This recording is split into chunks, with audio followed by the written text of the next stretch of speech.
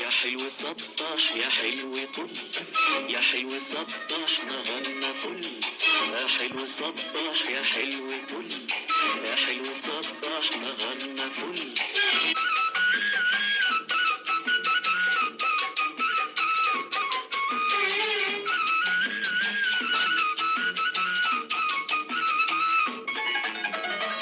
من قد ايه انا بستناك وعيني عالباب والشباك عشان اقولك واترجاك، عشان اقولك واترجاك. يا حلو يا حلو يا حلو صباح، يا حلو صباح يا حلو طل، يا حلو صباح نهارنا فل.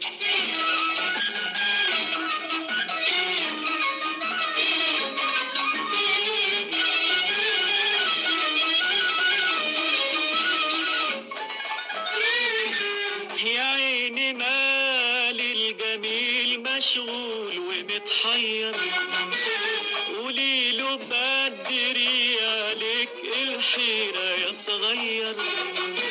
وحقي ورد الخدود والعود والتفاح، ببسمة حلوة تخلي الدنيا تتغير.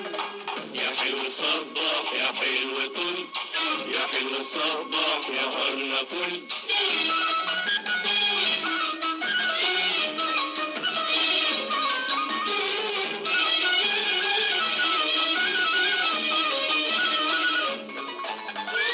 مكتوب عليا ابص لفوق واجيب لقلبي شوق على شوق. مكتوب عليا ابص لفوق واجيب لقلبي شوق على شوق. والحلو دايما حلو وذوق، حلو وذوق. يا حلو يا حلو صبح، يا حلو صبح يا حلو طل، يا حلو صبح نهارنا فل. يا حلو صبح يا حلو طل، يا حلو صبح نهارنا فل. يا حلو صبح يا حلو طل، يا حلو صبح نهارنا فل. السلام عليكم جميعا. لو أول مرة تتابعوني في القناة، أنا اسمي جيهان، ويشرفني إن انتوا تتابعوني ويشرفني برضو إن انتوا تقولوا أي تعليق مناسب على الفيديو. ويا ترى الأغنية اللي اتحطت على الفيديو كويسة ولا. أنا بحب الفنان محمد قنديل جدا وبحب كل الأغاني القديمة. أنا قديمة شوية يعني فعشان كده بحبها. فيعجبكم النوع ده من الأغاني مع الأكلات، ولا أخليها موسيقى هادية؟ يسعدني برضو إن أنا أشوف تعليقاتكم ورأيكم.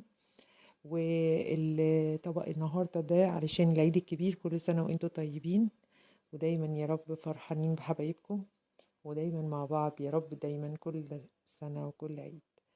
ويا ريت برضو تقولولي نستمر في التعليق على الفيديوهات بالصوت، ولا كفاية موسيقى هادية والتكست اللي بيتكتب وخلاص. حبيت برضو أسجل لكم في الآخر علشان أعرف متابعين الفيديو للآخر ولا لأ.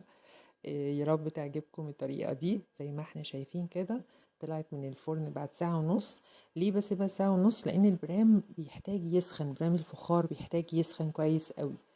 اللي هو طبعا يستحسن انه يتحط في الفرن الاول، وبعد كده نضيف له كل المكونات اللي عندنا.